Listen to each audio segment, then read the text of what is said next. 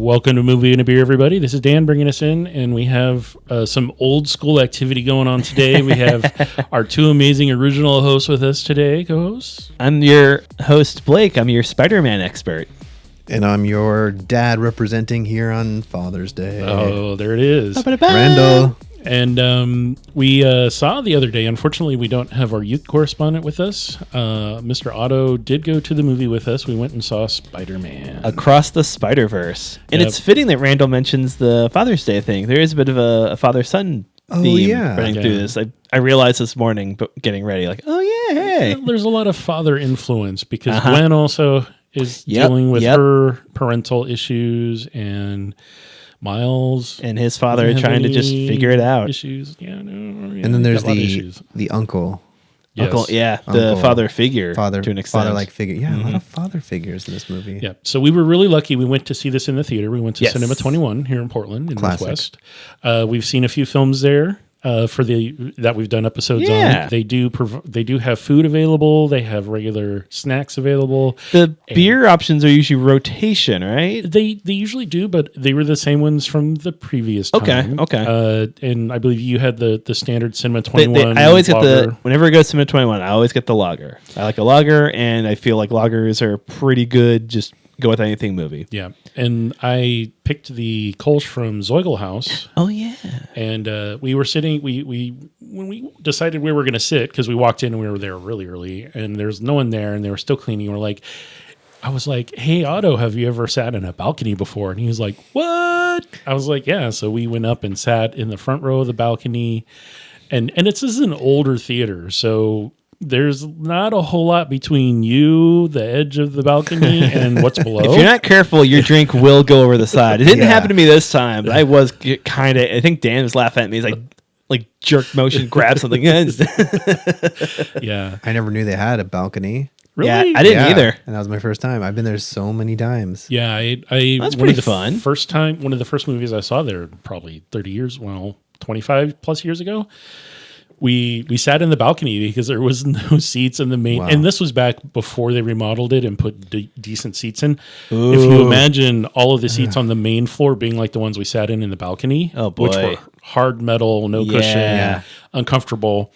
I was a little squeaky. They're a little squeaky, and I was concerned about that. I was like, oh, these are not going to be, they're narrow and not very comfortable. But that's okay. You didn't really notice it because we were watching this amazing animated film. Boy, what a movie. Oh my God. I'm seeing it again later today. It's a huge testament to animation. I don't love what Sony's doing with the live action Spider-Mans and all that stuff, but their animation studio is on point. Mitchell's vs. Machines is incredible. They're influencing the last Puss in Boots, and the new Ninja Turtles is taking from the style. It's like sketchbook looking. It's made to make things look fast and action packed, which is what comic books are. Yes, it's you better cut me off because I will just stammer on for hours. So the movie is a continuation of the first one. Yeah, about a year after.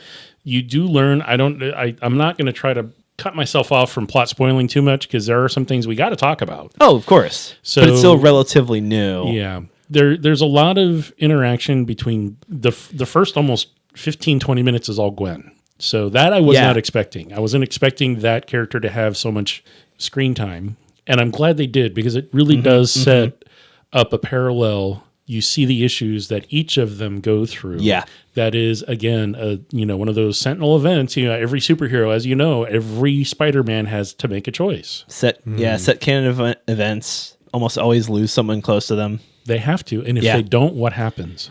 Things go bad. Things go very, very bad. I mean, we've seen the Loki TV series. We've seen how Marvel is now treating. That's right. And they even mentioned. I'm gonna spoil that. They mentioned. I think they mentioned in the trailer. They said that nerd on Earth 199999. Yeah, that Doctor Strange guy already broke. The universe open. Oh, which is referencing Spider-Man No Way Home, I think. Correct. Yeah, where he cast the spell to have everyone not remember who Peter Parker is, right, or that he's Spider-Man, and that breaks everything. It pulls in monsters from the various brings in the timeline. Frankly, the only Green Goblin I care about, Willem Dafoe, but you know what it doesn't break? Marvel's bank. No, Dude. not at all. Take that, Disney. How do we make more money? We're running out of. Wait a second. Yeah, there you go. Let's break everything. They're like the Facebook of movies. Yes. Oh, gee, don't say that. Oh, don't say that. It's going to taint it in my mind. Move fast and break everything. Wow. So I thought that this was an intellectually based film that had a lot of visual cues that they used really effectively. They used the color, the styling. Yeah. Everything helped, and the music really helped just carry everything, even though there were some slow points. And the storyline for those characters that it did focus on and provide you some backstory and some depth to, I think they treated it really well. I think that's why everyone's reviewing this and giving it like as many stars as they can. It's like, this is the best thing I've seen in a really long time. Yeah, I like the slow parts. Like when I first watched this, I was thinking, boy, there's a point where Gwen and Miles are hanging out, and it's a long like run of the movie of just them hanging out, and you don't see what's happening with anyone else. You're like, whoa, this is taking its time. And as it got to the end, like, I'm glad they did that. Like, you really get to see just how these two care for each other, and they're young. How they're young, how they're like both just trying to deal with this mantle of Spider Person that everyone has to go through. You get a little bit of that in the first one, where even Spider-Ham, this cartoon, says sadly, Miles, you can't save everyone. You just have to save who you can. Like, yeah. And then the weight of this on this like kid's shoulders. He's 16, I think, maybe 15. He's still a teen. So the baseline for those that have seen the previews or at least read about it is, so there's a villain who basically, Miles wasn't supposed to have been Spider-Man. He brought a spider from a different dimension. Yeah. And that is the kickoff, the antithesis of why the story exists, because he now has to take on the mantle of something that was forced upon him by chance. He didn't have a choice. And I read the comics so much, I always wonder, in the ultimate line of comic books, Peter Parker dies and Miles takes over. Yeah. But it doesn't get in the way. He dies of other stuff. I wonder if he was going to get it eventually. And but we don't know. Yeah, we don't know. And that's the nice thing about, the creativity that the people that do the writing for this and pulling in all the different storylines from all the different you can tell the iterations. These guys know what they're doing. They care about the work. If we can talk about the visuals, oh my God. I was telling Dan earlier, Spider-Punk, Hobie Brown is in this. And his introduction took, apparently, according to the creators, 2 to 3 years. Wow. Because of all the aesthetic is very punk, a lot of like sticker graffiti, like bits and pieces of paper. 70s English punk. You think of the Sex Pistols album cover, that's the style that he's represented in. And he's always just constantly shifting, changing colors with his anarchist leanings. Like he doesn't believe in like being groups. And Miles asks him, aren't you in a band? I also don't believe in consistency. That's thrown around somewhere. It's just a beautiful, great way to distinguish him from other. Because at certain points, Spider-Man looks the same across the board, except every Spider-Person looks so distinct and specific, and Spider-Punk especially just stood out as like, that's what he is. There's no one else that's like him. Yeah. How did you have any opportunity to talk with Otto about the movie afterwards? He really enjoyed it. He liked it. He's not a big superhero movie guy, but he definitely enjoyed it, and taking him was a treat. We don't get to see a lot of movies out in theaters that we actually want to see, and so it was enjoyable. I think if you're going to spend money, this is and see it in theater, this is definitely going to be one to see in theater. Yeah. Pick your theater correctly. Definitely. I think they're fixing it, but apparently a few theaters got a cut where the music was way overblown and the audio track wasn't synced up to match it. Right. Like Living Room Theater here in Portland, theirs seemed fine. Summit 21, I think, got one where as soon as the music kicked in, I thought, this seems kind of loud. Yeah. When I heard it last time, I thought that was purposely done. Right. That's what I thought. They had a lot of people really online were complaining that they couldn't hear half of what Hobie was saying because he's talking low, muttering, and it's like grunge punk music playing over it. Like, how are you supposed to hear anything? You don't go to this movie for the dialogue. I mean, you really? I mean, agreed. Yeah. I mean, shoot. Yeah, you're at right. the end of the day, I was like, "What is this?" And I'm like, "I don't care." Yeah. like I said, I'm just watching it. I mean, they're telling such a great story with just the visuals. Yeah. Which it is a visual medium. It's animation. Yeah. And this is very much, again, along the same lines as the first one, made to look like it's a visual moving representation of a comic book. Yeah. It is not fluid Jap animation kind of, the stuff people see it's not on Saturday mornings anymore. That's it's 3D. not Disney. It's not John Bluth. It's got the what are they, like the dotted lines when light shines, so you can see that's like the old comic coloring method, like the swipe lines in comics when like they swing a punch and you see it like in motion. It's totally the colors alone are doing so much. There's so much happening. This movie has an emergent quality to it. It's very expressive, and I think it's because they weren't precise with any sort of one art direction. Yeah. You can't pinpoint and be like, oh, this is the art direction. It's like it was so many layers stacked on top of each other, which I like. And so you get this feeling of the movie more than you get like a direct, oh, this is the style they were going for. Which fits because the whole premise,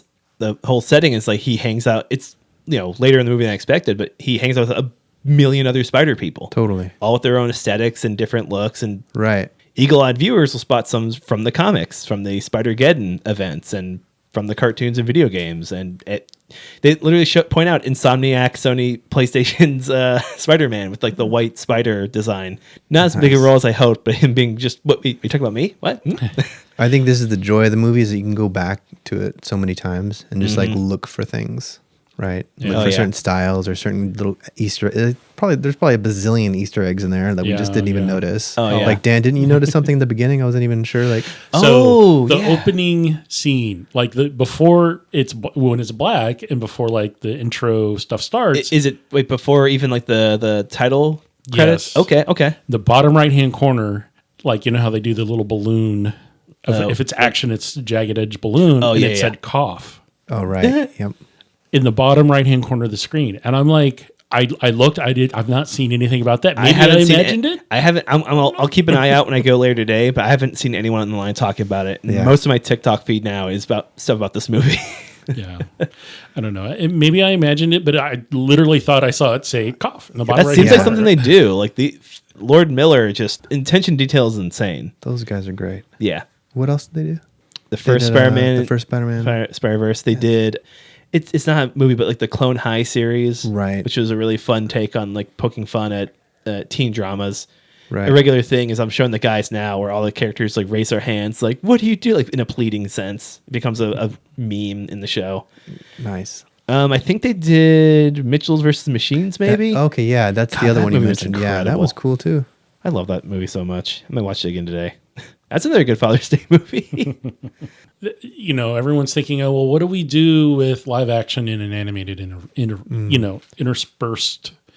You have a screen and you can see on the screen things happening. And now all of a sudden we're going from an animated entity universe to an actual, what we would perceive as we're just filming I keep forgetting real about life. that. They intersperse that. Yeah. And they're talking, you see previous Spider-Man movie Spider-Mans. Yeah.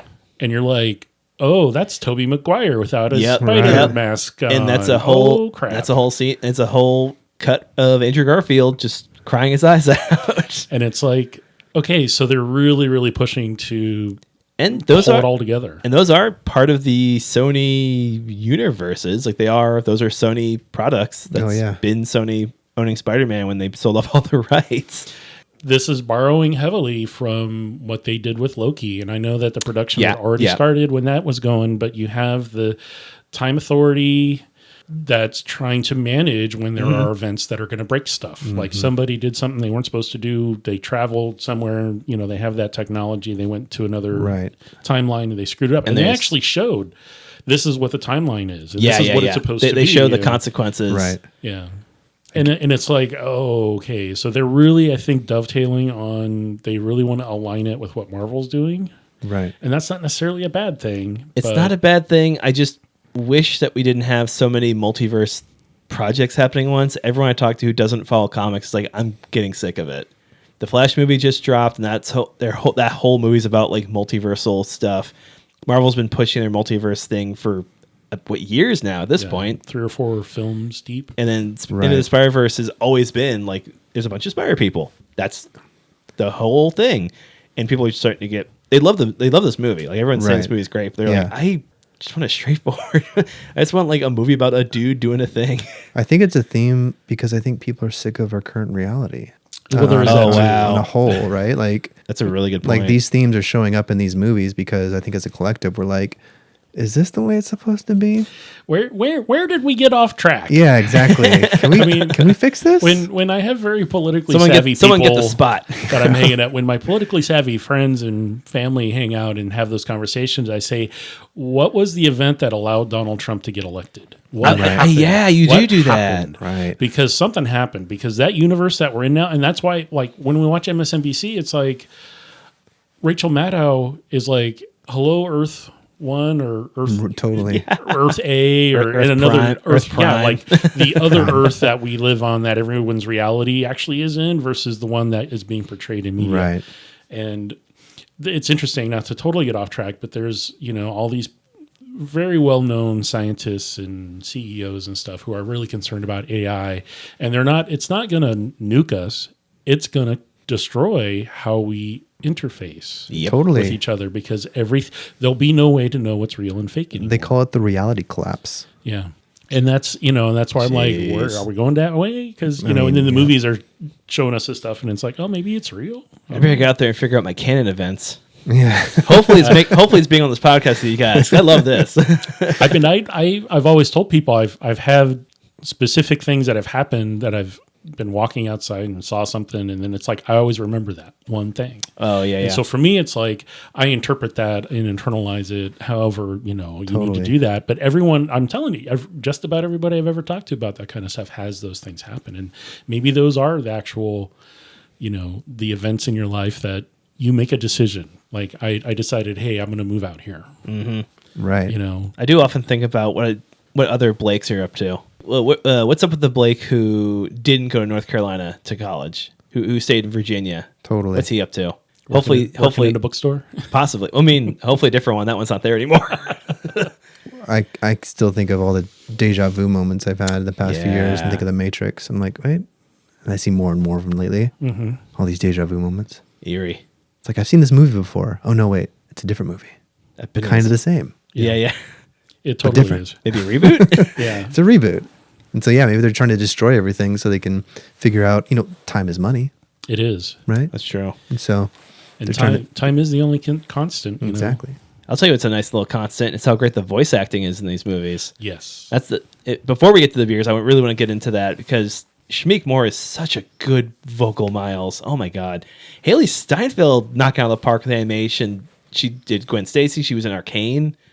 She's a really good voice actress and I think a good actress in general, which is kind of rare to get someone who can do both. Jason Schwartzman as the Spot. Oh, so good. He playing this bumbling doofus who's like just babbling about like, I'm your nemesis. You did this. What? What are you talking about? To eventually this eldritch horror that's like, I'm going to destroy everything. Yeah. Which I didn't know he had in him. I always thought he was just that guy that Wes Anderson always goes to. I loved him in the other comic book movie we watched. Was Scott Pilgrim? Yeah. Oh yeah, Yeah. That's right. Gideon He Graves. plays a good bad comic book. He does play a good bad guy. Bad guy, yeah. Yeah. Brian Tyree Henry is the dad. Such a fun. I forget he's the guy from Atlanta. Oh, He's yeah. the rapper from Atlanta. He plays the dad. Such a good show. Yeah. I love the voice acting. Oscar. Oh come on, Oscar Isaac as Miguel O'Hara, doing a very good job. He's great too. Yeah. Favorite of the characters. Boy of the characters. I want to say Spot, but it's still Peter B. Parker. I will always love that Chicago voice. Jake Johnson voiced Father of Mayday. Totally. I love that guy. I was all about the Vulture. The first kind The Oh, Vulture yeah. design was so good. The awkward. How did he get into the existing timeline that he popped into? What the hell's going on? Renaissance era Leonardo da Vinci looking. God, what a cool! And they reference hammer space, which apparently is a thing since like cartoons and like a physics thing, where like you can just pull matter from nothing, essentially. Better, I thought it was a reference to Spider-Ham's hammer. Oh, nice. But it's like when you saw in cartoons, you saw Wile E. Coyote, or you saw Bugs Bunny pulled something out of nowhere, and you're just like, oh, that's what they call it, hammer space, because it was usually a hammer that he pulled out of nowhere. But that vulture design's so good. And it's I think a good introduction to those watching it versus the last one where you did have characters who were drawn different. This dude literally is totally 2D flat. Whole new design. Whole new design. Looked like a Da Vinci sketch and was not stupid. He went up at a modern art museum and got mad about it. I mean, he knew what was happening to himself. He's like, oh, I'm in another dimension, in another space, and let's cause havoc because you know, and the things that he was like he'd throw stuff at him, and you're just like, what the? You have no idea what's going to happen. Yeah. That's so good. I liked Gwen still the best. Gwen's such a good character. Yeah, what a great character. Classic. Very cool. Yeah, apparently her alter ego is called Ghost Spider, but all the comics call her Spider Gwen. Spider Gwen. And then so everyone's like, Spider Gwen, like that's not a great secret identity if your name's in the title. What was the name of the India Manhattan? Or just Patver Pabarkar, like an Indian version of Peter Parker. no, what was the name of the city though? Mumbai Hatton. Mumbai Hatton. Mumbai Hatton. Yeah. I love that. That dude was really This is cool where the too. traffic is, and this is where the traffic is. Yeah. They went to the actor who plays Dopender in Deadpool. Like they wrote the character and then they approached him saying like, hey, can you come in and just tell us what should we be referencing?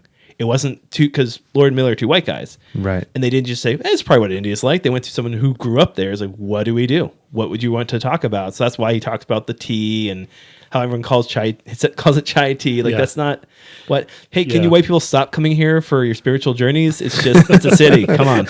Like just all this like stuff that's tongue in cheek. But he's like, yeah, this is like genuine thing that Indian people have to deal with. Yeah. And that thing that he was using, the rolly. I forgot to look it up, but Oh, yeah, right. that's, Totally. That was, I'd seen That them in was so film cool. before and in other cartoon Yeah. shows, and I was just like, I can never remember what they're called, but it's just like he uses it to fling his as a web. projectile. Yeah. It's a very diverse film. Mm-hmm. I like that they brought in so many cultures. Yeah. As they drop through the different multiverses.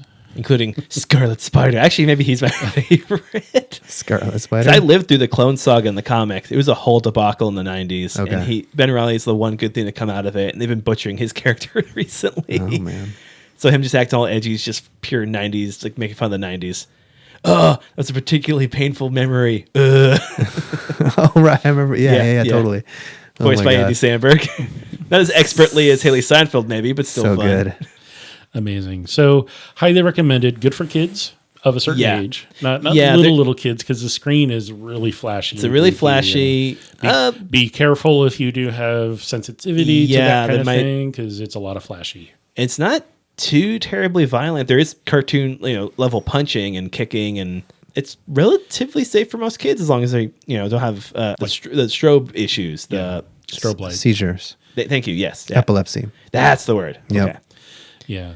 You don't want to go to that. And, the theater that we went to, because it's now been out for a little while, didn't really have a whole lot of people in it. There were a few other people in the balcony at Cinema 21, but I know that you've seen it at other locations.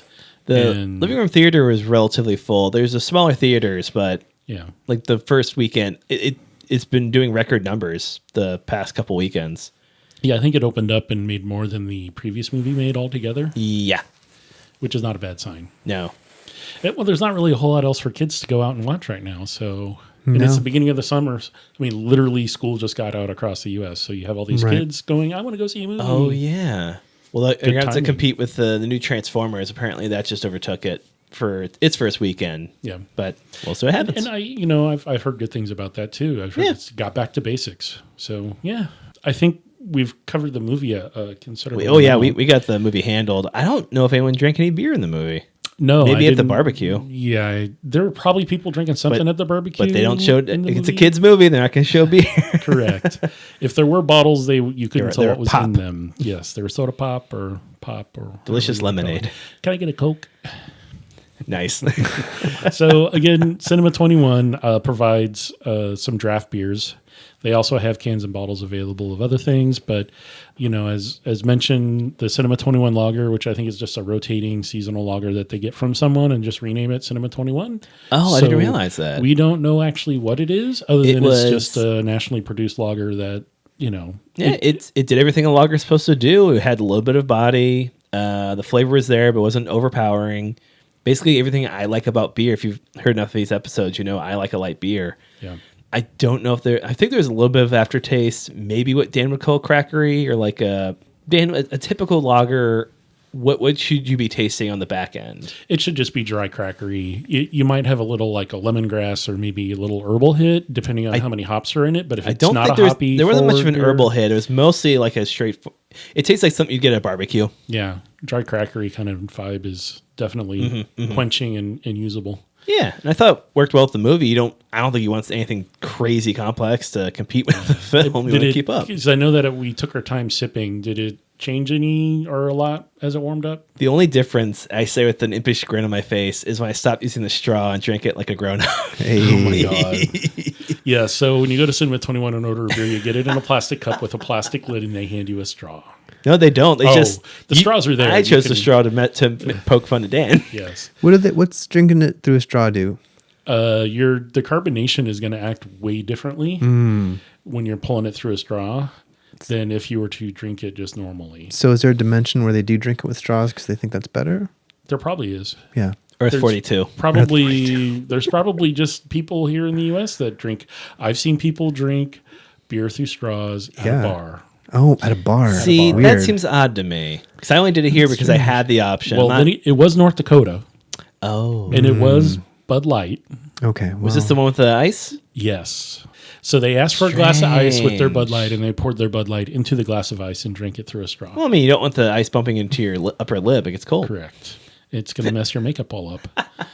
So weird. Yeah. They should make hop cubes. Yes. They should do that. Ooh. Hop cubes, keep your beer cold. TM, Why TM, not? TM. So they exactly. they have turbine oil. I mean, you can get additives that you can literally, it's like a little glass vial that has a little eyedropper thingy, and you can drop 1 or 2 drops, little teeny drops you in did a beer, show me this. and it'll turn it into an IPA. It'll make it taste hoppy.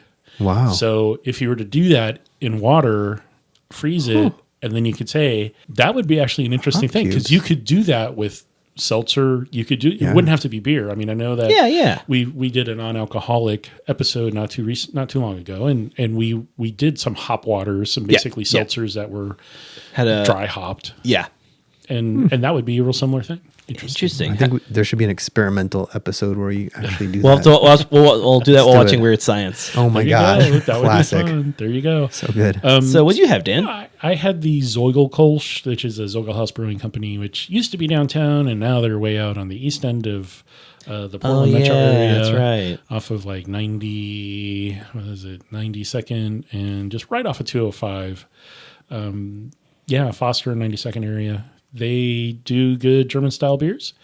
This was one of the lighter ones that they had on the menu, and I didn't want to sit there and have to go back. And I knew that this beer, having had it before, gets better as it warms up. It turns more lemony.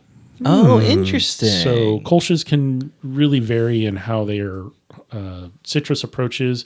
Some are going to be more grassy and less citrus. This one is more citrus forward. So it kind of while it did flatten a bit as it warmed up. Yeah. It just still maintained a nice citrus flavor. So I didn't mind it that it got warm. I'm going to slow drink it, and it tasted just fine to me. Some people don't like that, but I didn't have a problem. I always forget there's various kinds of Kolsch. Except for some reason, I look at Kolsch the same way like at Pilsners and Lagers, which is also silly to think, it's just, that's what it is. Yeah, no, it's like you think of, and I'm going to point this out again, as we've talked in the past, and I'm using my hands and I'm waving them in the air. Okay, so blueberry muffins. I love bread. Oh, you think every blueberry muffin is the same? It is. That's true. Wait, no, so no. It's a type of bread, just like there's beer, then there's kinds of beer, then within that type, there's any variety you can imagine. You got sourdoughs, you got potato bread, you got rye bread, you got... So just think of it that way. When you are picking beers out, just remember it's not going to be the same, even from time to time, based on... unless it's a production that's super gigantic, big, and they're testing it at every step, the recipe is going to change over time. The ingredients aren't the same every time they make it. So there's always room for a little variation. It's a spectrum, but it's like a circular spectrum. Yes. Right? Yeah. Because I saw, don't you have a chart? Yeah. So it's there's like a circle. So there's a flavor profile chart. And so you always want to try to hit similar to that. But again, the alcohol percent is going to vary on the amount of malt, how the malt's treated, and how old it is or how fresh it is. Was it milled properly? Was it, there's so many things that go into making food, and beer is food. You consume it. It gives you calories. It's food. Drink a large it's glass like- of food today. Yeah, I did. There's always you have to just again keep in mind that beer is not necessarily a static thing. It's going to change, and Right. as we've noted here many times, it will warm up and change flavors as it warms up too. Which is a key component of a lot of episodes of Movie and a Beer, where I can't even count on both my hands and feet how many times like Randall and Brian and Aaron have all said, yeah, it started out kind of and then like throughout the right. movies it warmed up. I was like, this is pretty good actually. Right. Yeah, It's an experience. it is. Yep. A time-based experience. Yes. Yes. From the Renaissance to whatever Right. era Gwen's World is. Exactly. Yeah. And I know Watercolor that New York. we had talked about, and I don't know if you want to sneak. I mean, so if you go to a place that has expensive, I know there's some theaters that we've gone to recently that it's really expensive to buy anything, any of the concessions, and Yeah. if they do have beer or if they don't, some of the bigger chains are like $10 a beer, and we're like, Yeah. And it's like not even. It's like generic. yeah, it's like, not even good stuff. It's So like Coors Light. Like the Yeah. closest craft, like quote unquote craft, they'll have is like pub beer from 10 Barrel. and it's fine, but it's it's still pretty. It's made to be like Yeah. a standard. So drink. no shame if you want to sneak something in. Yeah. Nope. Yeah. Just make Got sure you no have shame in that. just make sure you open the can tab or the bottle when the trailers start. Yes. Especially if like it's a Fast and Furious, because there's gonna be a lot of explosions and family. Yeah. Oh, and it was interesting. This is a kids movie, and a lot of the trailers they showed at Cinema 21 were not kid. They were just movies that they were going to yeah. be showing. Yeah, and yeah. not coming attractions for whatever. They were literally just other films they were showing, and it's just like, these are not kid. Yeah, I remember appropriate. patting Dan thinking this is a odd choice of trailers for a kids film. I know. So strange. Living Room Theater did the same thing where I had a trailer for this upcoming drama that I thought this looks like nothing like a kid would want to watch, and then like trailers that made sense. Yeah. Well, as always, we want to thank you all for hanging out and listening. Please check out this film. Yeah. You can wait till it's on streaming, but I would highly recommend going to a theater because a lot of people are doing that, and it's pretty safe to do that now. Support your local smaller theaters. You don't have to go to a big chain to see this because it is out there. Yeah, don't go to a megaplex or whatever they're called now. Go to hit your small towns. Your little theaters. Yeah. If you guys could have a beer with any of these spider people, which one would you have a beer with? Wow. Just for, I want to say for the awkwardness of it, Miguel O'Hara, because he wouldn't drink and he just glare at me. I might have to stick to my original answer of Peter B. Parker. Okay. If he can get some time away from the kid. I think Spider Ham would be great to have a beer with. Yeah, I was going to say either Spider Ham or Spider-Ham. Spider Punk. Yeah. Either of those two. Because it'd be like, dude, we Yeah. talk about music and drink Totally. really, really bad London beer. That would be good. Yeah, that's exactly what Really weak beer. Yes. We have to drink like 15 to even feel a buzz. I guess Spider Hams would just be like a cartoon beer with a lot of like foamy head that just doesn't get in your way as you drink it down. Like, that's pretty good, brap. And it's still it never drops, and like Yeah, it's Right. like the endless cup of endless beer. beer. Like it never ends. It's just the head's always the same. So good. Delightful. So All good. right. Well, as always, the opinions expressed during the taping of this recording are those of the hosts. And hydrate if you can, because if you don't, You'll get thrown to a dimension where you dehydrate. yeah. And there's some dimension hopping going on in this film, so Just a little bit. just a little bit. So If you hydrate enough, it'll open up a portal. yeah. You wind up in the Venom movie, and then no one's happy. Oh jeez. And that's sad. somebody who I didn't see in this. Oh, yeah. There You didn't was- see him, but you saw his his go-to convenience store lady. Yes. Interesting. Alrighty. Well, They're saving him for the next one. I guess, which is interesting because it's like he's out there. It's got to be. I guess, yeah. Because at the end of the other one, boy, I can get in that another time. That makes me so angry. I mean, especially since there's crossover with the Thor movies. The guy with the sword who's killing the gods.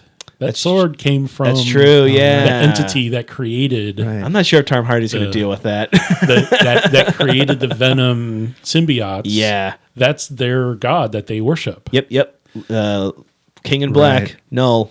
Yeah. That's a whole thing. It's a good run, but it's a whole lot of weird lore that I didn't expect so out many of Easter eggs. out of a gooey black alien monster that was made because I forget why they made him. So many Easter Yeah. eggs. Was this movie basically the plot of Back to the Future 2? I've heard that. I was just realizing, like, okay, Doc comes back, Gwen comes back. He ends up some other alternate dimension where he's not supposed to be. I don't know. Kind of. Kind of weird. That's your documentary is Totally. Lord Miller future. Yeah. Lord Miller back. Lord Miller. All right. Well, this is Dan signing out. Thanks for listening, everybody. Blake says bye and a thwip sound effect. Randall says later. See you in another dimension, guys.